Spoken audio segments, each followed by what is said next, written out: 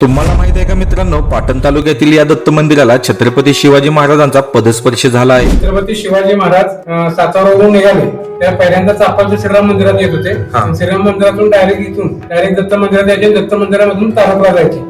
असा त्यांचा प्रवास होता. तर नमस्कार मंडळी, मी एटीएम दादा. पाटण तालुक्यातील दत्त मंदिर भाग 3 मध्ये मी सर्वांचे मनापासून स्वागत करतो. नाडोली गावातील हे पांडवकालीन एकमुखी दत्त मंदिर आणि या मंदिराच्या तळघरामध्ये आहे शिवलिंग. असा या दोन शक्तींचा अद्भुत ऊर्जा संगम या मंदिरात आपणास पाहावयास मिळतो. पांडवकालीन समजले जाणारे हे ऐतिहासिक मंदिर हे हेमाडपंथी शैलीमध्ये बांधलेले आहे. तर चला मग जाणून घेऊया या मंदिराची ऐतिहासिक व धार्मिक माहिती एटीएम ब्लॉग या चॅनलच्या माध्यमातून. कोणाकोणाला हे मंदिर या ठिकाणी आहे हे माहित होतं तर नक्की मला कमेंट करून सांगा. पुढे म्हणाल दादा, हे देऊळ आहे का नाही, हे दत्ता मंदिर तिकडून तर आत नाही. गाडी जाऊन राहिली. हो गाडी आहे.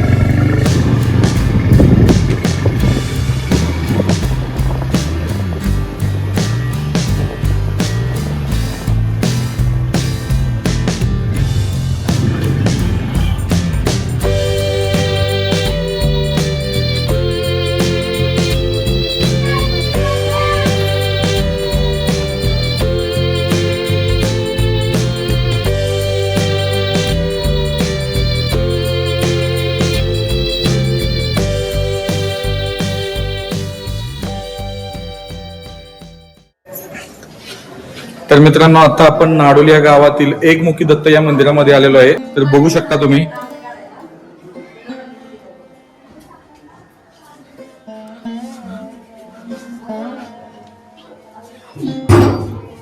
तर मित्रांनो पाहू शकता तुम्ही, हे पूर्ण हेमाडपंथी शैलीमध्ये काम आहे.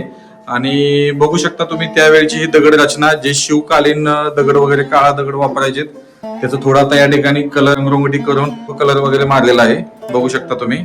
तर मित्रांनो पाहू शकता तुम्ही, पूर्व पाषाणमध्येच ही मूर्ती आहे आणि एकमुखी दत्ताची मूर्ती या ठिकाणी तुम्हाला बघायला मिळत आहे. हे एकमुखी दत्ताचं मंदिर हे वरच्या बाजूला आहे आणि पुरातन शिव मंदिर हे याच्याच खाली तळघरामध्ये आहे. तर ते आता मी तुम्हाला दाखवणार आहे.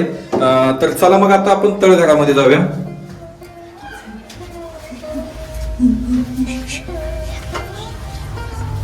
बघू शकता मित्रांनो, ही जी रचना आहे एकदम अद्भुत रचना आहे आणि शिवकालीन रचना आपल्याला या ठिकाणी बघायला मिळत आहे. पाहू शकता, कोणाकोणाला हे मंदिर या ठिकाणी आहे हे माहित होतं तर नक्की मला कमेंट करून सांगा.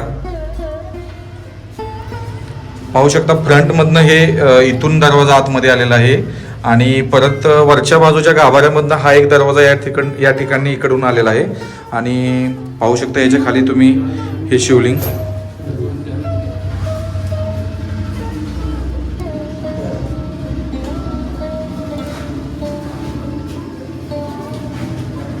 हेमाडपंथी शैलीमध्ये हे काम आहे. ते चौतारा कशा पद्धतीने टाकलेला आहे ते बघू शकता तुम्ही.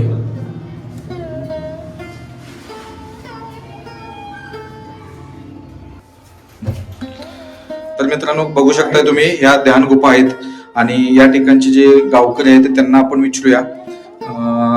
तर नमस्कार दादा. नमस्कार. नाव सांगा तुमचं. माझं नाव पांडुरंग लोहार. पांडुरंग लोहार. तर मला एक सांगा, ह्या मंदिराची नक्की स्थापना कशी आहे आणि कशा पद्धतीमध्ये आणि कोणत्या शैलीमध्ये हे मंदिर पडते? हे मंदिर म्हणजे आमच्या लहानपणापासूनच आहे. पहिली गोष्ट, या मंदिराची स्थापना ही पांडवकालीन आहे. पांडवकालीन आहे. पांडवकालीन जी मंदिरं झाली त्या मंदिरामधली मंदिराची स्थापना आहे. त्याच्यानंतर रामदास स्वामींचे शिष्य मल्हार स्वामी, ते मल्हार स्वामी शिष्य इथं आले होते. त्यांनी या मंदिराची डागडुजी जे काय असेल ते कामं त्यांनी केले आणि त्यानंतर मल्हार स्वामींनी इथं वास्तव्य पण घेतलं होतं. म्हणजे इथं हे जे मंदिर आहे त्याचं प्रमुख मल्हार स्वामी आहेत, रामदास स्वामींचे शिष्य. तर मला एक सांगा, हे दत्त मंदिर ह्याच्यावर कसं आहे, काय नक्की त्या मागचा काही इतिहास तुम्हाला माहिती आहे? इतिहास काय माहित नाही, पण पांडवकालीन असल्यामुळं खाली आत्मलिंग आणि वर प्रभू दत्तात्रयांचं एकमुखी दत्ताची मूर्ती आपल्याला बघायला मिळते असा इतिहास आहे त्याचा. त्याचा छावा कादंबरीमध्ये पूर्णपणे उल्लेख आहे या मंदिराचा. ह्या मंदिराचं जी जडणघडण काही गोष्टी आता बदललेल्या मला दिसत आहे, ह्या कशा पद्धतीने तुम्ही लोकांनी मिळून केल्या? हे पुढचं सभामंडप जे आहे, सभामंडप आमच्या सर्व गावकऱ्यांच्या सहकार्यातून सगळ्या गावांनी एकत्र येऊन, छोटस गाव आहे परंतु गावातल्या एकीने, गावातल्या सर्व तरुण, वृद्ध, आबालवृद्ध, महिला सगळ्यांनी एकत्र येऊन त्यांच्या सगळ्यांच्या सहभागातून हे सभामंडप तयार झालेला आहे. ह्या मंदिराचं एक विशेष काय असं महत्व? या मंदिराचं विशेष महत्व म्हणजे महाराष्ट्रामधलं, म्हणजे आपण नारायणपूर सोडलं तर नारायणपुरानंतर प्रथमतः पहिलंच मंदिर आहे महाराष्ट्रातलं एकमुखी दत्ताचं. दुसरी गोष्ट, या मंदिराचं वैशिष्ट्य असतं की या मंदिरामध्ये पूर्वी म्हणजे हे सगळं आहे हे देवाचंच आहे. म्हणजे ही जागा पूर्ण वगैरे आहे ती सर्व देवाची आहे. हा. दुसरी गोष्ट इथं पूर्वी एक वाडा होता. आता तो हे आहे, त्या वाड्यातून अक्षरशः महिलांना एंट्री नव्हती. इथे एक पहिले ब्राह्मण राहत होते. ते ब्राह्मण हे देवाची देखभाल वगैरे करायचे. इथं देवाचाच आड आहे शेजारी. त्या देवाच्या आडा विहिरीतून पाण्यानं वगैरे देवाची जी काही सेवा असेल तर ते ब्राह्मण करत होते. अतिशय पवित्र तीर्थक्षेत्र आणि अगदी साध्या भाषेत म्हणलं तर नवसाला पावणारा एकमुखी दत्ता अशी म्हणून या देवाची ख्याती आहे. तर मला एक सांगा, आता ह्या गुफा ज्या होत्या तुम्ही म्हणता ह्या बघू शकता तुम्ही, ह्या गुफा येतात आणि ह्या बाजूला एक आहे. हे नक्की एक्झॅक्ट पहिले काय होतं? कारण हे बघू शकता मित्रांनो तुम्ही कशा पाणी असायचं पहिलं पूर्वी या ठिकाणी पहिलं पाणी असायचं. आता ते पाणी लोप पावले जरा. तर दादा आणि काय इतिहास ह्या मंदिरा पाठीमागचा तुम्हाला माहित आहे का? हे म्हणजे मल्हार स्वामींनी स्थापन केलं. मल्हार स्वामी याची देखभाल करत असताना त्यांनी त्यावेळेस संभाजीराजांच्याकडे मागणी केली होती की हे देवस्थान सांभाळण्यासाठी आम्हाला काहीतरी. तर त्यावेळेस संभाजीराजांनी ह्या देवस्थान ट्रस्टला मल्हार स्वामी देवस्थान ट्रस्ट स्थापन केली त्यावेळेला. आणि या ट्रस्टसाठी आपल्या म्हणजे आमच्या गावात पण जमिनी भरपूर दिलेल्या आहेत आणि इतर गावात सुद्धा जमिनी. त्यावेळेस संभाजीराजांनी स्वतः इथं म्हणजे त्यांनी मल्हार स्वामींना जमीन वतन म्हणून दिलेले आहे. छत्रपती शिवाजी महाराज स्वतः म्हणजे असं आमच्या ऐकीव गोष्ट आहे, आमचे पूर्वज आम्हाला सांगायचे. छत्रपती शिवाजी महाराज सातारावरून निघाले त्या पहिल्यांदा चापाच्या श्रीराम मंदिरात येत होते.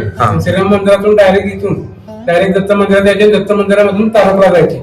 असा त्यांचा प्रवास होता असं आम्हाला आमचे पूर्वज सांगत होते. तर मित्रांनो पाहिलं काही पाटण तालुका ही साधी सुधी भूमी नाही, इथं शिवपद स्पर्शाने पावन झालेली ही भूमी आहे. आणि आता तुम्ही यांच्या सांगण्यावरून ऐकलंच असेल की कशा पद्धतीने छत्रपती शिवाजी महाराजांचा वास देखील या मंदिरामध्ये आहे. त्यांचे प्रत्येक हात लावलेले देखील या ठिकाणी आपल्याला एक भासवून देतात की हे मंदिर खरंच आपल्या हिंदू धर्माचं एक पावित्र्य आहे. तर चला मग आणि ह्या मंदिराविषयी काय काय गोष्टी आहेत आणि आपण जाणून घेऊया.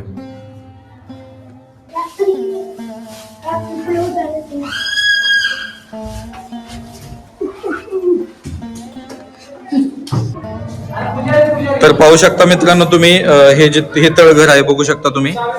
आणि याच्याच बरोबर या शिवलिंगाच्या वरच्या बाजूला बरोबर दत्त आहे. आणि या ठिकाणी गावच्या लोकवर्गणीतून बघा हे सभा मंडप या ठिकाणी त्यांनी बांधलेलं आहे. हे जे सभा मंडप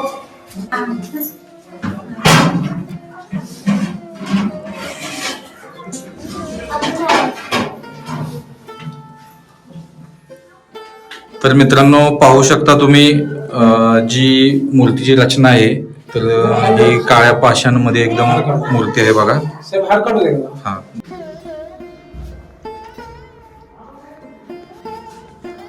तर दादा मला एक सांगा, या ठिकाणी जी लोक येतात ती भक्ती भावनेने या ठिकाणी लोक सर्व एकत्र येतात आणि जो हा दत्त जयंतीचा जो जन्मोत्सव आहे तो पूर्णपणे चांगल्या पद्धतीनं पार पाडतात. तर ती जी पार पाडणारी जी लोक आहेत त्या लोकांना काय उपदेश तुम्हाला द्यावा असं वाटतो येणाऱ्या नवीन आता हे कल्की युग आहे तर या कल्की युगामध्ये उपदेश तुम्हाला द्यावा असा वाटतोय की लोकांना की कसं राहिलं पाहिजे? नाही खरं तर कल्की जरी युग असेल तरी आमच्या गावचा जर इतिहास पाहिला आजपर्यंतचा आमच्या गावामध्ये जे तरुण मुलं आहेत किंवा जे वयस्क आहेत ग्रामस्थ आहेत महिला आहेत या सर्वांचं या देवाच्या बाबतीत म्हणजे गुरुदत्तांच्या बाबतीत पहिल्यापासून अगदी स्वच्छ आणि चांगलं मत आहे.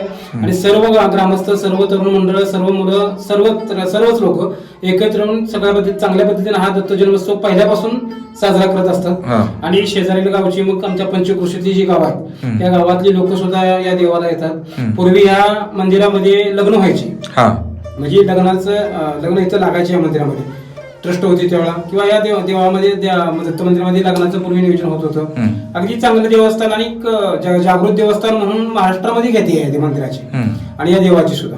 फक्त आता थोडस तुम्हाला सांगितलं तो ट्रस्ट हा विषय नक्की काय आहे तुमचा? ट्रस्ट म्हणजे पूर्वी 1945 साली मला अशी आमच्या बंधूंनी सांगितलं की संभाजी महाराजांनी बाळागावचं वतन या मंदिराला दान म्हणून दिलं. ते दान दिल्यानंतर ते जे मल्हार स्वामी होते रामदास स्वामींचे शिष्य त्या मल्हार स्वामींनी इथं श्री मल्हार स्वामी देवस्थान ट्रस्ट नावाची ट्रस्ट स्थापन केली 1945 ला. ती ट्रस्ट स्थापन केल्यानंतर त्यांचं काही वर्ष ट्रस्ट होतीच आज पण आहे. पण आज ही ट्रस्ट अस्तित्वात आहे पण त्याचा पुनर्जीवित म्हणतो किंवा जेवढ्या पद्धतीने पाहिजे त्या पद्धतीने विकास नाही झाला. त्यामुळे ती ट्रस्ट थोडीशी म्हणजे थोडस विस्कळीतपणा आणि त्या विस्कळीतपणाचा फायदा त्याच्यावर काय म्हणजे अतिक्रमण वगैरे काय झालंय का त्याच्यावर? देवस्थानच्या ज्या जमिनी आहेत हा. त्या देवस्थानच्या जमिनीवरती काही लोकांनी अतिक्रमण केलंय. केले हा. मग काही लोकांनी वेगवेगळ्या ह्याचा वापर हा. करून तिथं अतिक्रमण केलं आणि ती देवाची जमीन थोडंसं बळकावण्याचा प्रयत्न चालू आहे. हा. आणि कसं आहे, आमचं गाव छोटस आहे. मग मला एक सांगा की जे ट्रस्ट तुमच्या 12 गावाचं वतन ना, हा. हा 12 गावाचं जे वतन आहे तर त्यांच्यातला प्रत्येक अशी ट्रस्ट मधली प्रत्येक माणसं आता ती आहेत का? नाही ती आता सुरुवातीला केलेली त्यात काय मधली 12 गावची लोक नव्हती. नव्हती. वतन जे 12 गावचं दिलं होतं हा. ते 12 गावचं वतन मात्र आजही त्या गावामध्ये तुम्ही गेलात हा. त्यांच्या सातबाऱ्यावरती श्री दत्त मल्हार स्वामी देवस्थानाचं नाव म्हणून नाव येते त्यांच्या सातबाऱ्या. असे नाव आहेत. हा. आणि स्वतः आमच्या गावामध्ये पण काही जे ठिकाणी म्हणजे जे सातबारा आहेत म्हणजे हा. देवाचे आहेत देवाच्या सातबाऱ्यामध्ये देवाचं नाव लागतं. श्री दत्त देवस्थान ट्रस्ट म्हणून लागतं. पण काही आता सांगितलं तसं काही अपरिहार्य कारणामुळे ट्रस्ट थोडीशी हा म्हणजे थोडक्यात म्हणजे काय झालंय याच्याकडे तुम्हा लोकांचं जरा लक्ष कमी पडलं. दुर्लक्ष झालं होतं. त्या लक्ष कमी पडल्यामुळे ह्या जमिनीत त्या जे येणारे भोगवाटा 2 मध्ये आहेत हा. बरोबर ना, हा. त्या भोगवाटा 2 मध्ये त्या लोकांच्याकडे त्या जमिनी जात गेल्या प्लस ते जमीन जात गेल्यानंतर परत मागणे एक त्यांचा कुळ आला दुसरा तर त्या कुळाच्या नावावर जमिनी चढल्या गेल्या. नाही असं नाही झालं अजून. नाही ते पण ती भोगवाटा 2 मध्ये मेन वतन तर देवाचं आहे, देवाचंच आहे. त्याच्या खाली त्यांची नावं लागत गेलेली आहेत.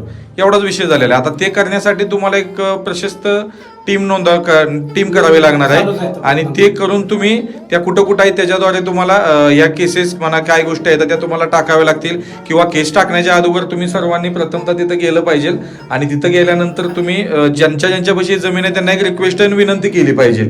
बरं तुम्ही ती कसून खाऊ शकता दुसऱ्या गावातली असली तर, आणि कसून खाऊन झाल्यानंतर त्या काय असेल त्याच्यातला वाटा तुम्ही इकडे देवासाठी तुम्ही दान धर्म करावा. आम्ही म्हणत नाही की आमच्या घरात आणून द्यावा, पण तो तुम्ही लोकांनी काय केला पाहिजे ह्या देवाच्या जडणघडणीसाठी किंवा ह्याच्या जीर्णोद्धारासाठी कुठल्याही कामासाठी किंवा दत्त जयंती आली तर या दत्त जयंतीला पुढाकार घेऊन ती लोक या ठिकाणी हजर झाली पाहिजे.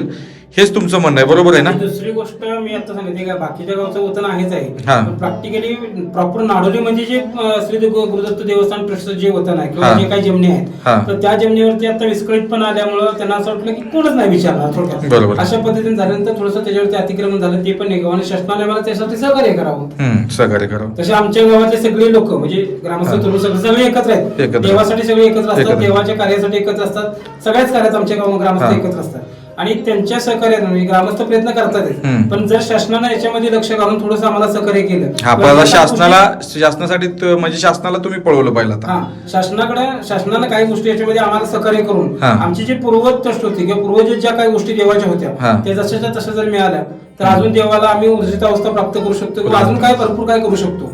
कारण पुढे जागा वगैरे भरपूर आहे, बाजूला जागा भरपूर आहे, अजून जे काय पाहिजे ते आपण देवासाठी करू शकतो.